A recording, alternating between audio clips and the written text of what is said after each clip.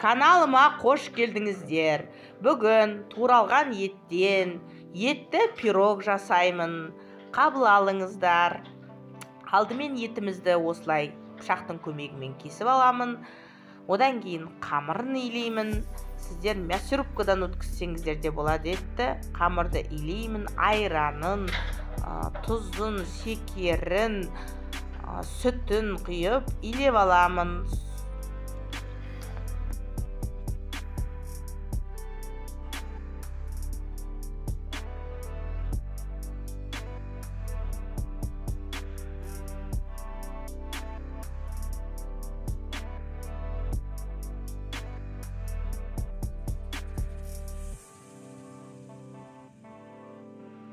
Сонымен қатар қамырымызға сұйық майымызды да құямыз.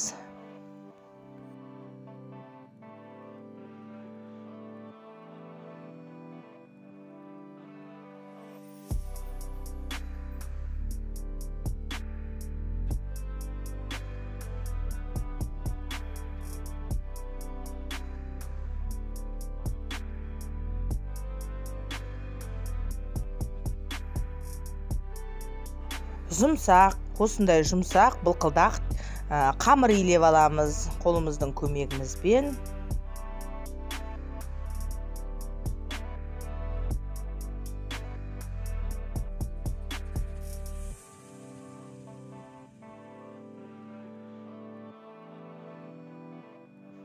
Қамырымыз дайын болғаннан кейін оны 15 минутқа тұндыруға қоямыз. Одан кейін тағы бір илеп 15 минутқа тұндыруға қоямыз. Сонда қамырмен жұмыс жасау сізге өте ыңғайлы болады.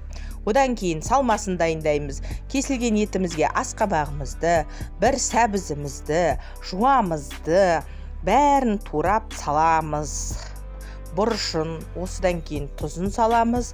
Барлығын рет-ретімен салып, одан кейін араластырып, осындай қамырымыздан дөңгелектер дайын. Дөңгелектерді дайындап, қалыбымыздың көлеміне қарай, ішіне салмасын салып, орналастырамыз.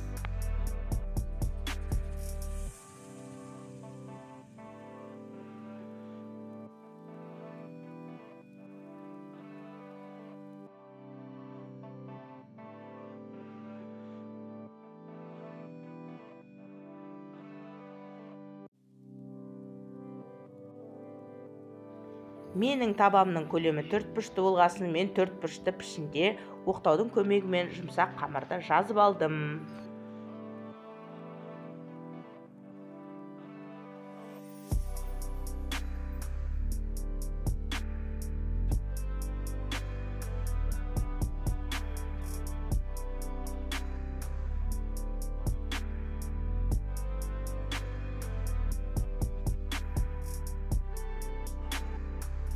Одан кейін оны майланған табамызға алып орналастырдым.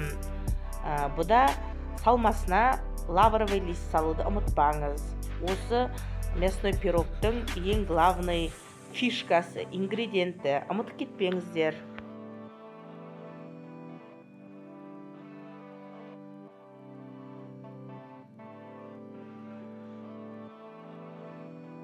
Қамырымызды орналастырып болғаннан кейін азғантай маймен табасын қамырымыздың үстін майлап жібереміз.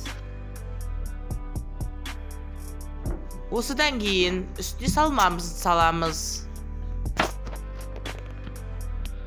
Салмамызды салып болғаннан кейін екінші қамырымызды жазып үстіне қойып осылай бүгіп шығасыздар. Көңіл қалауларыңызша өздеріңіз істесеңіздер болады. Маған осылай істеген ыңғайлы.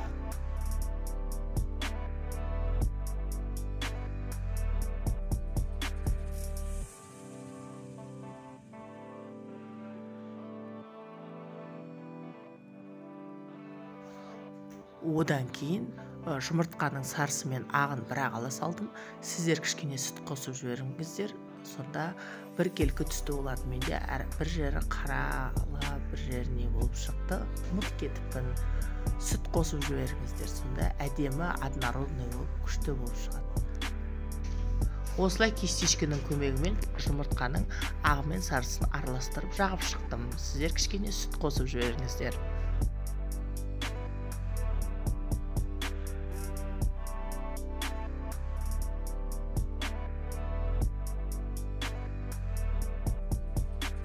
осылай менің пешімде 320 градуста осылай пісіріп алып шықтым. Дайын болған менің етті пирогым. Менің рецептім ұнаса өздеріңіз жасап көрсеңіздер болады. Бұл жерде рецептінде басқа да тақырыптағы видеоларды да көре аласыздар. Ұнаса лайк басып, тіркеліп кетіп, қоңыраушаны басуды ұмытпаңыздар.